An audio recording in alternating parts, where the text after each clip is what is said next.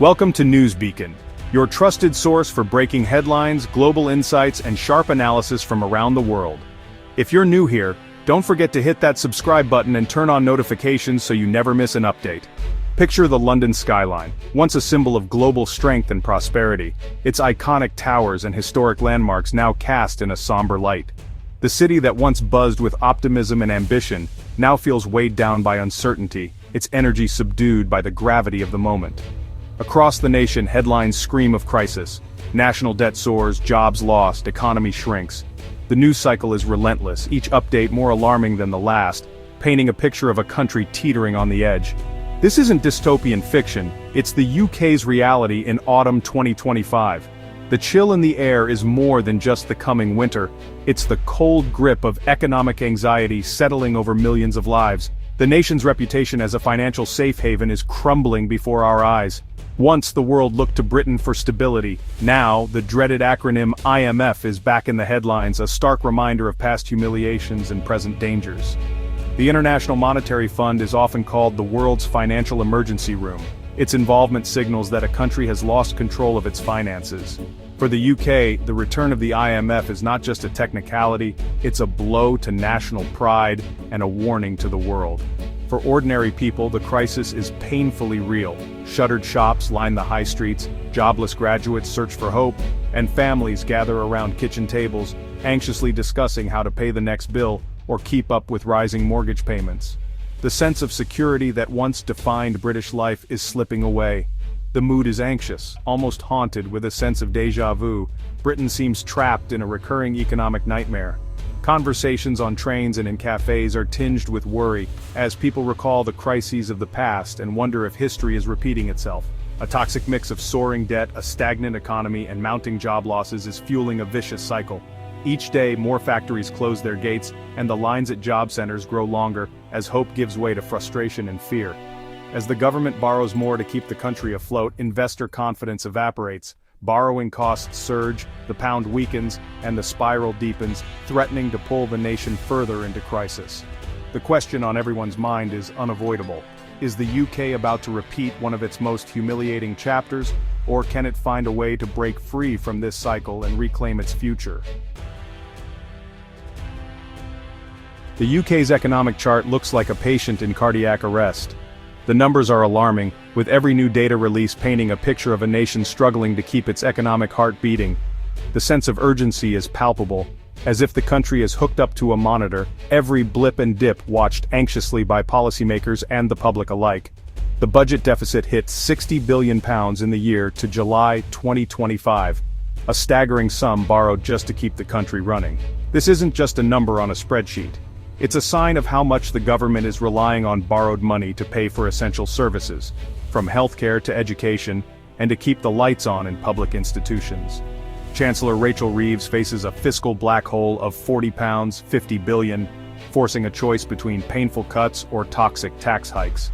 The decisions ahead are daunting, with every option carrying political and economic risks. The pressure is mounting on the government to find a solution that won't spark public outrage or stall the fragile recovery. Neither option is popular, and both threaten fragile growth. Austerity measures could choke off the recovery, while higher taxes risk dampening consumer spending and business investment. The public mood is tense, with protests and anxiety visible on the streets and in shuttered shop fronts. Borrowing costs are rising as investors demand higher interest on UK debt, signaling deep market unease. The government's ability to borrow cheaply is evaporating, and the cost of servicing the debt is climbing, putting even more strain on public finances. The UK now pays more in debt interest than any other major economy. This means billions that could have gone to schools, hospitals, or infrastructure are instead being funneled to creditors, both at home and abroad. It's a heavy burden that limits the government's room to maneuver. Inflation, at 3.8%, is manageable compared to recent highs, but the real problem is the twin deficits. A government budget gap that keeps widening, and a current account deficit that shows no sign of closing. These imbalances make the economy vulnerable to shocks and erode confidence at home and abroad. The persistent current account deficit means the UK is spending more than it earns, year after year. This isn't just a technical issue, it's a sign that the country is living beyond its means, relying on outside money to fill the gap. The UK imports more than it exports, living on the kindness of strangers. Foreign investors who buy British assets and lend money to the government. This dependence leaves the country exposed if global sentiment turns sour. But that kindness is wearing thin. Investors are growing wary, and any sign of instability could see them pull their money out, making the situation even more precarious. The country's economic fever is spiking, and the world is watching for the next move. International markets, rating agencies, and foreign governments are all keeping a close eye on Britain's response, knowing that what happens here could ripple across the globe. Will the government act decisively to restore confidence, or will the crisis deepen, pushing Britain further into economic turmoil? The stakes have rarely been higher. To understand today's crisis, look back to 1976, when Britain, battered by inflation and strikes, was dubbed the sick man of Europe. The government, out of options, begged the IMF for a record bailout, a moment of national humiliation. The IMF's rescue came with harsh conditions, deep spending cuts and tax hikes, sparking public anger and unrest. The lesson was clear: lose market trust, and you lose control of your destiny. Today's triggers are different: pandemic aftershocks, energy crises, but the vulnerabilities are hauntingly similar. Massive deficits, a weak currency, and reliance on foreign funding echo the past. The ghost of 1976 warns, when trust evaporates, sovereignty is lost. The UK stands at a crossroads, with history's shadow looming large. Will it heed the warning or repeat the mistakes of the past? Economists are sounding the alarm. Collapse is no longer unthinkable.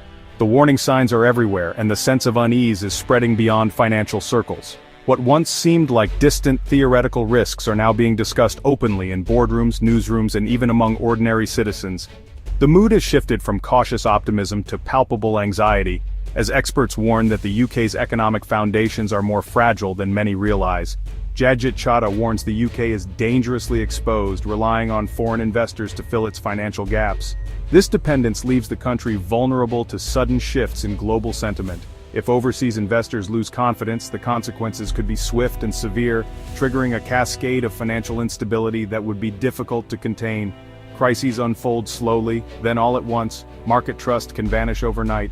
The slow drip of bad news can suddenly become a flood, overwhelming even the most prepared institutions. History shows that when confidence evaporates, markets can spiral out of control in a matter of hours. Mark Dowding, managing billions, says the pound is vulnerable to another trust tantrum, a repeat of the 2022 market chaos. The memory of that turmoil still lingers, and investors remain wary of any sign that the government might repeat past mistakes. Investors are losing faith in the government's ability to manage the economy. Each misstep, each delay in decision-making, chips away at the credibility that is so vital to maintaining stability. The sense of frustration is growing, both at home and abroad. Paul Johnson notes the UK pays the highest interest on its debt among major economies, a red flag for risk. This means the government is forced to spend more just to service its obligations, leaving less room for investment in public services or economic growth. The government's reluctance to cut spending or raise taxes only deepens skepticism. Without decisive action, doubts about fiscal responsibility will continue to grow, making it even harder to restore confidence. Experts agree, without a credible plan, investor trust will erode further. The consensus is clear: bold, transparent measures are needed to reassure markets and the public alike. The Canaries, Britain's economic experts, are gasping for air. Their warnings are urgent, their concerns impossible to ignore. They are calling for immediate action before the situation becomes irreversible. The warning is clear: act now or face disaster. The window for preventative action is closing fast, and the cost of inaction could be catastrophic for millions. The markets won't wait for political convenience. Delays and indecision only heighten the risk, as investors look for safer havens and capital flees to more stable shores. The storm is gathering, and time is running out. The choices made in the coming days will determine whether the UK weathers this crisis or succumbs to it. The new Labour government led by Keir Starmer is trapped in a fiscal straitjacket. Chancellor Rachel Reeves faces a nightmare: close a £40.50 billion gap with almost no room to maneuver. Election promises rule out raising major taxes, while spending cuts spark public and party backlash. The government's retreat from welfare cuts signaled weakness to the markets. Stuck between political promises and economic reality, Options are vanishing. The government hopes for a painless fix, but markets demand tough choices. Political chains now threaten to drag the country closer to the financial rocks. The clock is ticking for credible action. The UK's economy depends on foreign investors, the kindness of strangers, to fund its deficits. Trust is the currency investors lend because they believe Britain is stable and reliable. But as borrowing rises and tough decisions are dodged, that trust is fading. The autumn budget is a crucial test. Investors want a credible plan, not wishful thinking. Failure could trigger a bond sell-off and a plunging pound, a repeat of past crises. An IMF bailout would signal total loss of market faith. The UK isn't there yet, but the warning lights are flashing. Investor sentiment is souring fast, and the risks are rising. Behind the numbers, real people are suffering.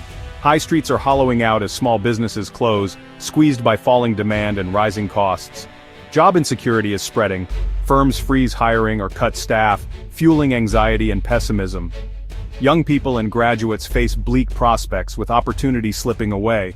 Rising government borrowing costs mean higher mortgage rates, squeezing homeowners and locking out first-time buyers. Financial stress is now a daily reality for millions. The crisis erodes not just wallets but hope and confidence. Planning for the future feels impossible. This is the true cost, a nation's optimism slowly slipping away. The government insists its fiscal plan is sound, pointing to IMF statements as proof of support. Officials argue that drastic austerity would deepen recession, so they're betting on growth to fix the deficit. They present themselves as sensible centrists, avoiding both reckless tax cuts and harsh austerity. But skepticism abounds. Critics say the plan lacks detail and tough choices. The IMF and economists warn that a credible, medium-term consolidation plan is missing. Markets aren't convinced growth alone will solve the crisis. The government says, "Trust us." The markets reply, "Show us the numbers." Retreats on welfare cuts and tax hikes reinforce doubts. Calm words can't mask deep uncertainty.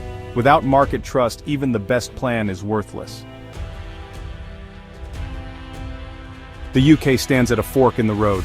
One path: tough, honest choices, spending cuts and tax rises to restore investor confidence and stability. The other: denial and delay, risking a market panic, a run on the pound, and a humiliating IMF bailout. Today's crisis echoes 1976, twin deficits, reliance on foreign capital, and the threat of lost sovereignty. Inflation is lower, but debt is higher, making the UK more vulnerable than ever. The real test is political will. Can leaders level with the public and make painful but necessary decisions? History warns what happens when trust is lost. The world is watching. Which path will Britain choose?